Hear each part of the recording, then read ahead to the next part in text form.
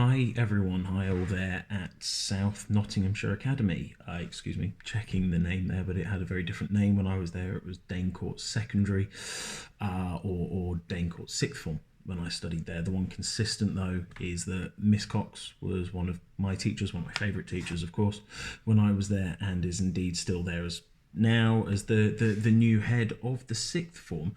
And she got in touch with a few of us who she used to teach to ask a few questions around what we've done since we studied, since we were students at Dane Court, South Nottinghamshire Academy Sixth Form, and pass on any pearls of wisdom as they may be to you guys kind of setting out on your A-level journey and going into higher education. So I'll get started. My name's Dominic. I studied at Dane Court from being 11 through to 18, and I think I left in around 2008, 2009. And it was a fantastic school, great place to be, fantastic place to learn, and been on a few different places since then. So the first question Miss Cox asked us to answer was, what have we done since we left school? So I mean, that was 10, 11 years ago now for me, so obviously a fair bit, but I went straight off to university, and for me I went to Bournemouth University down on the south coast to study journalism. Multimedia journalism, really great course there, fantastic place to go, and if journalism is of an interest to you, definitely go there. That didn't necessarily work out for me. I failed my first year at Bournemouth on the journalism degree, partly down to discovering I was dyslexic. That was something I didn't realise until I was at university, and partly due to a culture shift you experience when you go to university, where somehow you have money and you're allowed to spend it on whatever you like, and pubs serve you beer now. It's a wonderful experience. You'll get there one day. But I did that. That was a shift. You learn a lot about yourself in those years, and I surely did. And then after a little while, looking at a few different universities after 2 years, I actually failed my second year twice on the journalism degree. I decided to kind of shift focus and actually went into studying radio production. Same university down at Bournemouth. Another great course they do there. Jo Tyler, the course leader there, is a good friend. She's a fantastic person to know if you've got any interest in radio. The whole podcast space at the moment is really exciting. And I did that, and I did 3 years there, and they were such fantastic experiences for me. I've made friends for life there. I met my wife at university. I founded a sports team with some friends there that went on to do really well and are still going to this day. And we go back every year to go and see them. And then at the end of that, when I've graduated, my partner at the time, my wife now, decreed we were moving to London. So of course I moved to London. I followed my wife and had a dream of being the next big radio hotshot. I was going to be the next Greg James or Grimmy or Chris Moyles or whoever. And I really tried at that for 6 months. I did work here, I did there, I did lots of free work for lots of big companies. And it didn't happen for me. And very quickly in these environments, I lost my passion for that particular subject, and ended up taking what I thought was just some sales role at a company called Times Higher Education. So I'm still in the university space. And I've been at that company for 5 years now. I'm actually recording this video in Perth, so you'll excuse the horrid bags under my eyes. I landed 3 or 4 hours ago. I'm very, very jet lagged.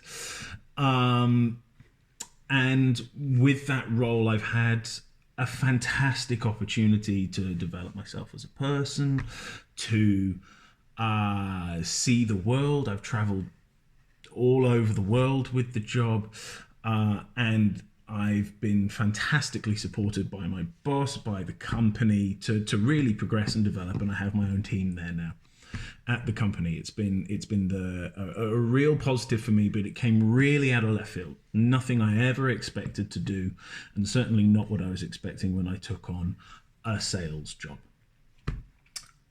And that really brings me to where I am now. I am in a hotel room of nondescript variety in Perth, talking to you, hoping that my ramblings may make some sense to you, if not now, maybe in a few years. The second question Miss Cox asked us to answer was, what have I learned about myself? I think the key thing I learned about myself is resilience. I think would be the key thing. I perhaps didn't realise I was a resilient character at sixth form. You may not think of yourself as a hard-nosed go-getter in the way you are, because I know there are huge pressures, and the step up from GCSE to A level is enormous. And I remember the huge stress I felt when I went there. I studied, let me get this right, digital photography, English language, history and drama for my AS. I then left drama and carried on the other three into A level. And I remember particularly the history and the English language courses were a real step up and a real shock. And never kind of doubt yourself that you will rise to an occasion. But I think you can tell from what I told you before about where I've been and what I've done, actually, that a key piece of advice would be, it doesn't matter if you fail at something, as long as you've gone into it with the best attitude and you've really applied yourself and you've done, and you can look yourself in the mirror and say you've genuinely done the best you can do. Fail forwards. If you aren't able to succeed at something, how can we make that a positive? What lessons can you carry forward? What contacts have you made? Who are you now friends with that you weren't before? What new information do you have? Everything has learning opportunities. Now, I'm sure you're all going to absolutely smash your A-levels. I've no doubt if Miss Cox has anything to do with it, she will ensure you are massive successes. But if perhaps you find one project harder than another, it doesn't matter, keep going.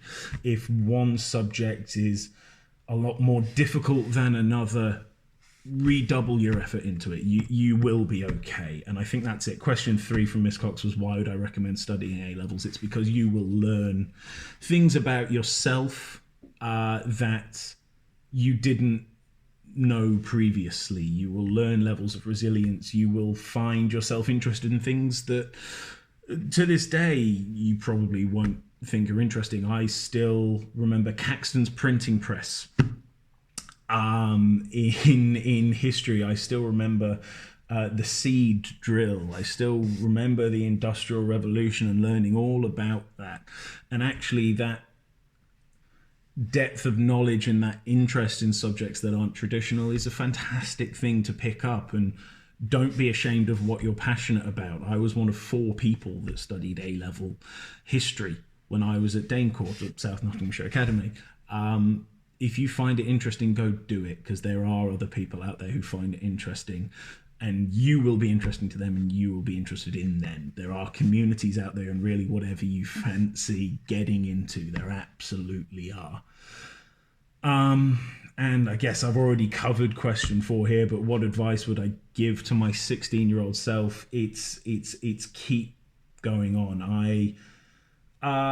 Maybe foolishly, when I was 18, one of the first things I did was I went out and got a tattoo, and I tattooed on myself a George Bernard Shaw quote that I think I stand by to this day, which is, above all, try. If you can honestly say to yourself that actually I had a go and I did it the best I could, and that was absolutely 100% the most effort I could have put into that. And if it didn't succeed, that's fine. That's through no fault of my own. Then you'll be fine. Fail forwards, look for the next opportunity, look for what's going to make you happy in life and pursue it. But actually, you'll find the real opportunities come straight out of left field. I'm sure you guys are going to be absolutely fantastic. I would never want to admit this, but your teachers do know best once every now and then. So occasionally listen to them if you have to. Do good work, make good friends, keep in touch with people. That's how networks like this keep going. And I'm sure in 10 years' time, Miss Cox will be asking you to speak to the next cohort of A-level students, and you will give far superior advice to that I've given you just now, if indeed this can even be called advice. But honestly, if you're coming from Radcliffe-on-Trent, or you're studying at Dane Court, or you're studying at South Nottinghamshire Academy, you're gonna do just fine. Go out there, be the next big thing. You're going to be great, and I've every faith in all of you, and hopefully I'll get to come in soon and see all you guys and the work you're doing in person, because I'm sure you're doing great stuff, and best of luck. You're going to be absolutely fantastic.